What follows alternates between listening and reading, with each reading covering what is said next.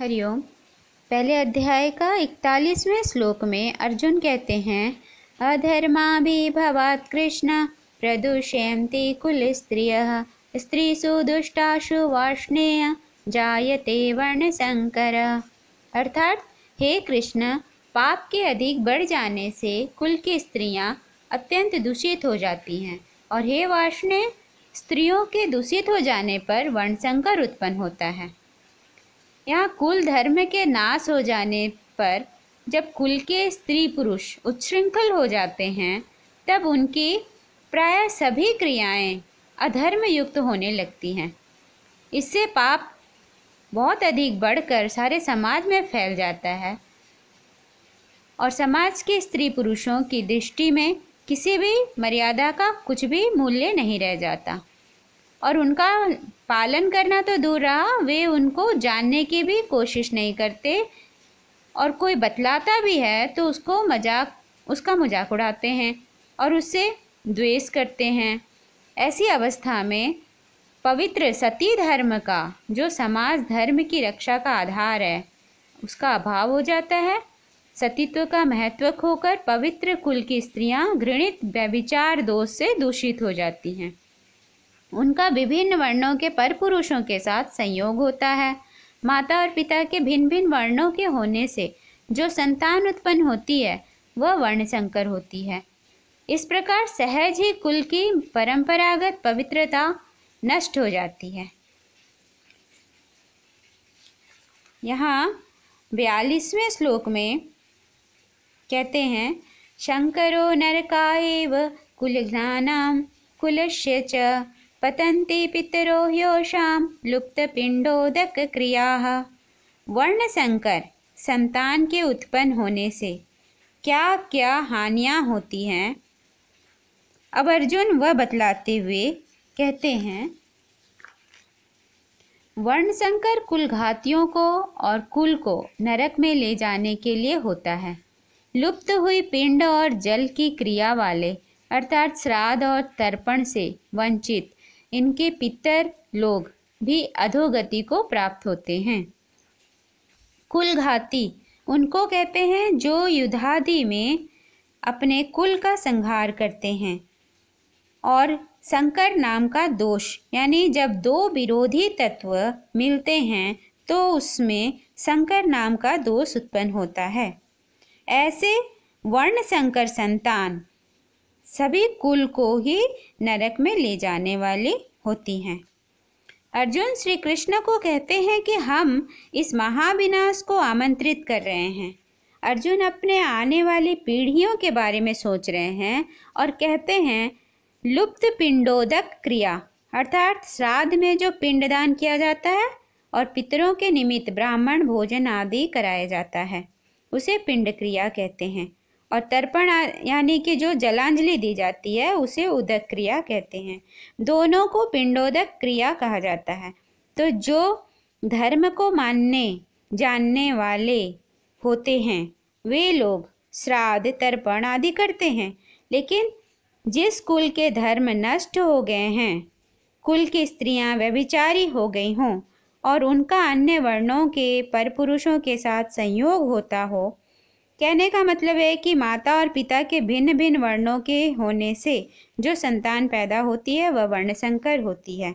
ऐसे अधर्म से उत्पन्न होने से पहले तो वे श्राद्ध आदि क्रिया को जानते नहीं हैं, और कोई बतलाता भी है तो श्रद्धा के ना होने के कारण और शास्त्र विधि के अनुसार उनका अधिकार नहीं होने के कारण उनको अधिकार ही नहीं दिया जाता है, तो पितरों को वह प्राप्त नहीं हो पाती और तब उनके पितरों का पतन हो जाता है।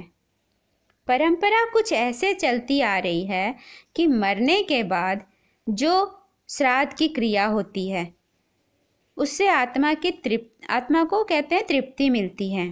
यदि उस मरने वाले की मान्यता ऐसी है कि कोई मेरा श्राद्ध करता रहे तो मैं कहीं भी रहूं मुझे शांति मिलेगी, तो उसके लिए उसके कुल में श्राद्ध अनिवार्य होता है। लेकिन अगर मरने वाले की यह कामना ही नहीं है, वो जानता है कि शांति मुझे मेरे कर्मों के अनुसार ही मिलेगी, तो उसके लिए श्राद्ध अनिवार्य नहीं है। हमारे अपेक्षाओं के कारण ही हमें दुख सुख शांति आदि की प्राप्ति होती है। क्योंकि हमारे कुल में कोई कैसी परंपरा चली आ रही है, यह अगर आने वाली पीढ़ी को ज्ञान ना हो तो हम हमारे मान्यताओं के कारण अशांति में भटकते रहेंगे। और यदि सच्चे साधक की भांति सद्ज्ञान में प्रवेश करके अपनी पुरानी मान्यताओं को तोड़ दिया, कर्मों के सिद्धांत को समझ गए, तब कोई श्राद्ध तर्पण आदि कुछ करता है या नहीं भी करता तो भी कोई कुछ फर्क नहीं पड़ता। इस तरह से 40 से 44वें श्लोक तक कुल नाश से होने वाले दोषों का वर्णन किया गया है। अब 43वें श्लोक में क्या कहते हैं? दोषे रेते कुलघ्नानां वर्ण संकर कारके उत्साद्यन्ते जाति धर्मा कुल धर्माश्च शाश्वता। अर्थात इन वर्ण संकर कारक दोषों से कुल घातियों के सनातन कुल धर्म और जाति धर्म नष्ट हो जाते हैं। यहाँ वर्ण संकर होने के कारणों की बात बतलाई गई है। पहला, कुल का नाश होगा, दूसरा कुल धर्म का नाश होगा, तीसरा अधर्म बढ़ेगा, चौथा है कुल की स्त्रियां व्यभिचार दोषों से दूषित होंगी, पांचवा है पिंड और उदक की क्रिया लुप्त हो जाएगी, छठा है जाति धर्म का क्षय होगा।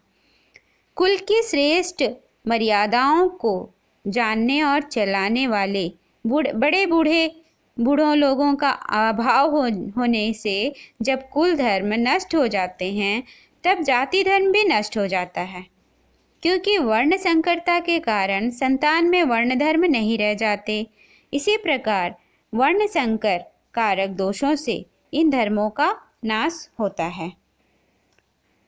44वें श्लोक में उत्सन्न कुल धर्माणां मनुष्याणां जनार्दन नरके अनियतं वासो भवतीत्यनुशुश्रुम। अर्थात हे जनार्दन, जिनका कुल धर्म नष्ट हो गया है, ऐसे मनुष्यों का अनिश्चित काल तक नरक में वास होता है, ऐसा हम सुनते आए हैं। अर्जुन कहते हैं यहाँ कि जिनके कुल धर्म और जाति धर्म नष्ट हो गए हैं, उन सर्वथा अधर्म में फंसे हुए लोगों को पापों के कारण बहुत समय तक नरकों में गिरकर यम यातनाएं सहने पड़ती हैं। तो हम क्यों इन सब का कारण बने? ये अर्जुन कृष्ण से कहते हैं। कुल धर्म को जो लोग अपनाते नहीं हैं या जो कहते हैं कि ये सब झूठी मान्यताओं को मानकर क्या होगा, अगर आपको लगता है कि यह सब झूठा है, ढकोसला है, तो मत मानो। लेकिन अगर हम रीति रिवाज के पीछे जरा ध्यान से देखेंगे तो कोई ना कोई नैतिक शिक्षा सबक होती है, जिसके कारण इन मान्यताओं पर चलना पड़ता है। लेकिन श्री कृष्ण की बात अलग है। वो अध्यात्म की बात करते हैं और अध्यात्म इन सब से परे है। अध्यात्म में दृष्टि आत्मा पर होती है, शरीर पर नहीं। और ये सारे रीति रिवाज शरीर के लिए होते हैं। शरीर किसी कुल में पैदा होता है और कुल बनते हैं जातियों से। इसलिए अर्जुन की दृष्टि अभी शरीर पर है। तो उनका मानना भी सही है कि हम जिस जाति धर्म में उत्पन्न होते हैं, उस जाति धर्म की परंपराओं का मान रखें, और जो ऐसा नहीं करता वह नरक का गामी होता है। इस तरह अपने स्वजनों के वध से होने वाले पाप का वर्णन करके अब अर्जुन आगे 45वें श्लोक में शोक प्रकट करते हुए कहेंगे। हरिओम।